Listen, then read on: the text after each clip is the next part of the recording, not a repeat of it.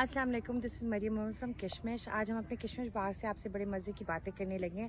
Basically anti pigmentation clay, जिन लोगों को बहुत ज़्यादा गर्मी लगती है, स्किन ड्राई होता है, डल होता है, फ्रेशनेस नहीं रहती स्किन पे, बहुत ज़्यादा क्लाइंट से हमें कहा तो फिर उसके लिए हमने उन सब के लिए ये प्रोडक्ट बनाया है। बेसिकली इसमें होता ये है कि जिनकी स्किन को मेकअप करने से पहले या बाहर जाने से पहले बहुत ज़्यादा डलनेस फील हो रही है, तो वो इस क्ले को एलोवेरा जेल के साथ, थोड़े से रोज़ वाटर के साथ मिक्स करके अपना एक फेस पैक फेस पे लगा सकते हैं और उसके बाद आप मुंह साफ करके अपना मेकअप कर सकते हैं। इससे आपका स्किन बहुत ज़्यादा फ्रेश रहेगा और मेकअप भी स्टे करेगा and you will feel that your skin is feeling more healthy.